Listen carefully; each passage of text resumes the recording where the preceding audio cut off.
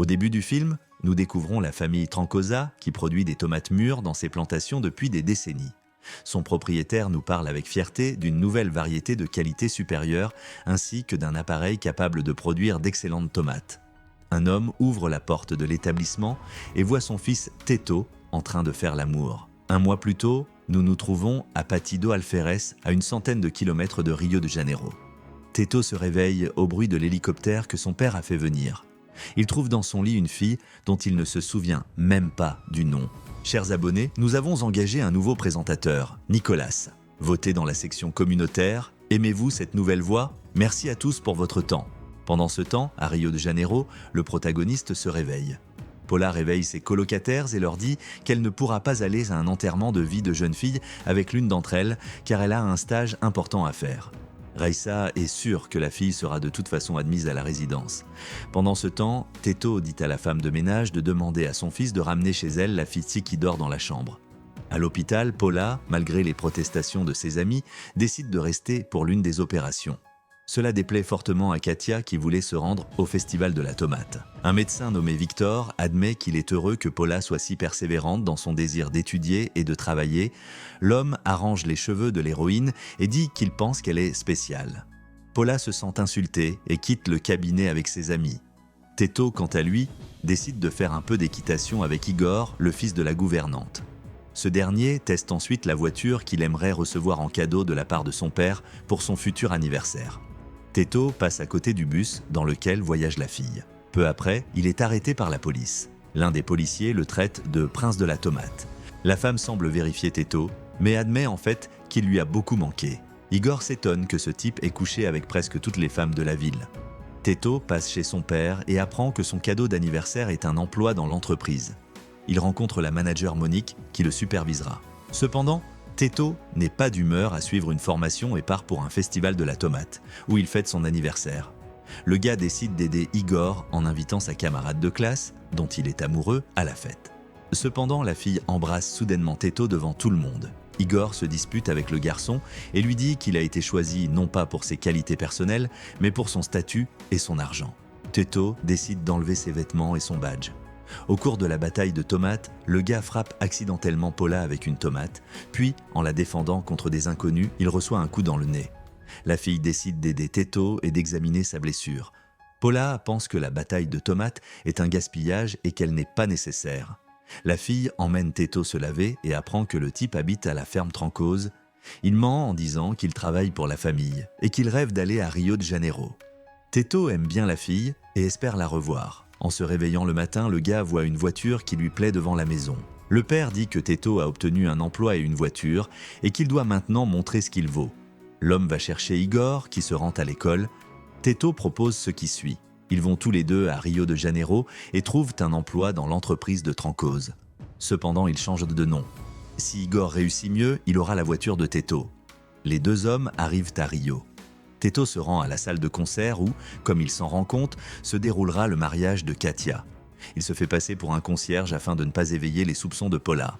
Teto tombe accidentellement sur Anna, une fille avec laquelle il a récemment passé la nuit. Le gars surveille Paula qui essaie d'éviter de parler à Victor. Teto parvient à trouver la fille et à lui parler. Le gars pense que cela valait la peine de déménager à Rio sitôt pour voir Paula. Leur conversation est interrompue par l'apparition de Victor. Paula embrasse le gars par dépit et propose qu'ils aillent se promener. Teto vient à la plage avec Paula et lui annonce qu'il va faire un stage chez Trancosa. Le lendemain, il se rend au bureau avec Igor. Comme convenu, les gars échangent leurs noms. Pendant la visite, ils apprennent qu'ils recevront des certificats à la fin du stage. Alana, la responsable des stagiaires, n'est pas très contente que Teto appelle une tomate un légume et envoie donc le gars s'occuper de son café. La femme elle-même discute avec un autre responsable au sujet d'Igor, qu'il croit être le fils du président. Alana s'étonne qu'un homme aussi modeste et apparemment tranquille ait acquis le statut de coureur de jupons.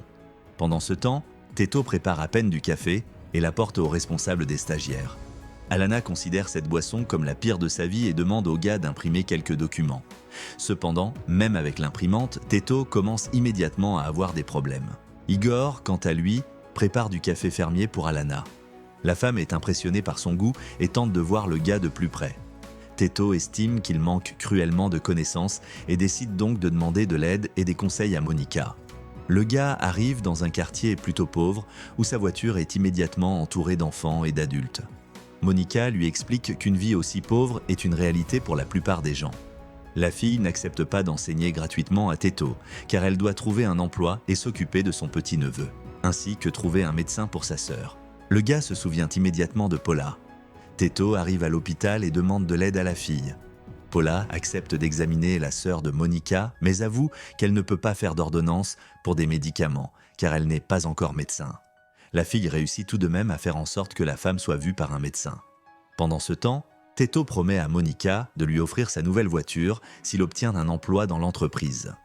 Après la consultation, Paula avoue qu'elle est heureuse de se sentir utile à d'autres personnes.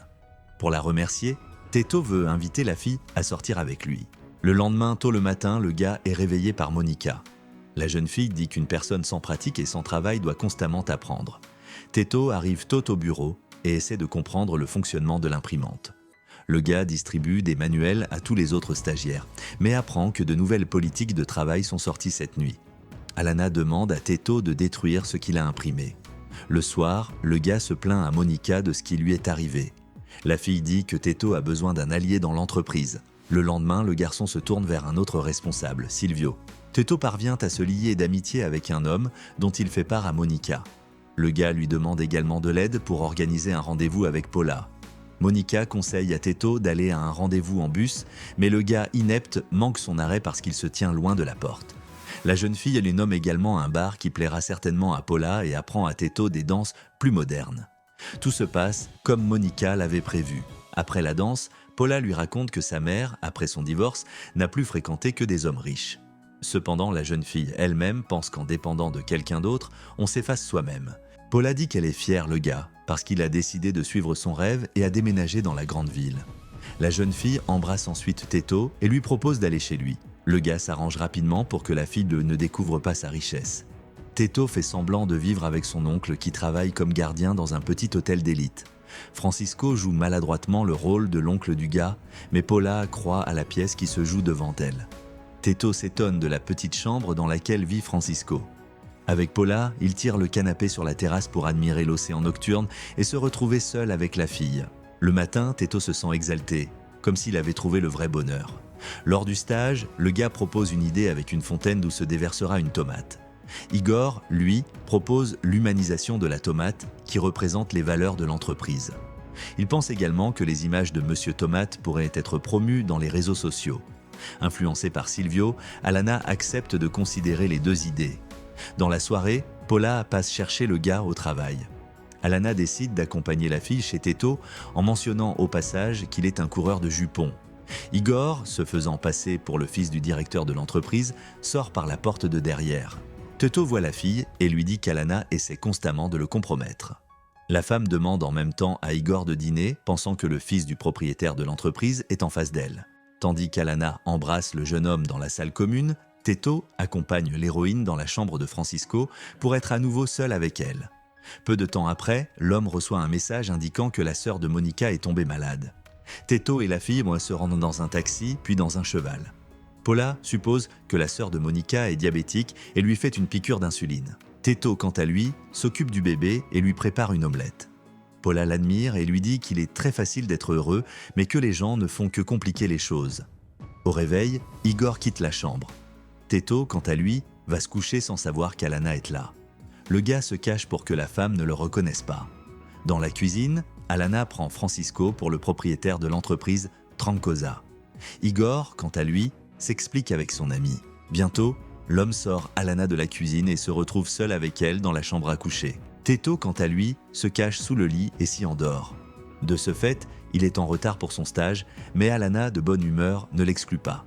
Pendant ce temps, Raisa aide son ami à se débarrasser des avances persistantes du docteur Victor. La fille passe beaucoup de temps avec Teto. Paula veut que le gars l'accompagne à sa fête de fin d'études. Bientôt, Teto rencontre son père et essaie de ne pas révéler qu'il est homme propriétaire de l'entreprise Trancose. Sur le chemin du travail, l'homme dit qu'il a l'intention d'emmener son fils dîner avec des investisseurs. Alana annonce la même chose à Igor. La femme a très envie d'aller à ce dîner. Teto propose à un ami d'accompagner Francisco et Alana à un dîner dans un petit restaurant où plusieurs personnes devront se faire passer pour des investisseurs. Teto lui-même dînera avec son père à proximité et prévoit de temps en temps de courir à la remise des diplômes de Paula. Raisa décide de remettre des somnifères dans le verre de Victor. Mais Teto en boit accidentellement et se comporte comme s'il avait trop bu. Paula parle à Anna et apprend la véritable identité du gars. En conséquence, Teto se dispute avec son père et reste chez Monica. Lors de la cérémonie, la tromperie de Teto est révélée. Alana accepte de rester avec Igor, tandis que Monica est furieuse d'avoir été renvoyée à cause du concours et que Teto était au courant. Le gars propose de vendre la voiture et de partager l'argent entre tout le monde. Un an plus tard, Teto, avec ses partenaires, vend des tomates que tout le monde peut cultiver sur le toit. Paula pardonne au gars et l'embrasse. C'est la fin du film. Merci à tous d'avoir regardé ce film jusqu'au bout. Donnez un like à cette vidéo, écrivez dans les commentaires ce que vous pensez de ce film et rendez-vous dans de nouvelles vidéos.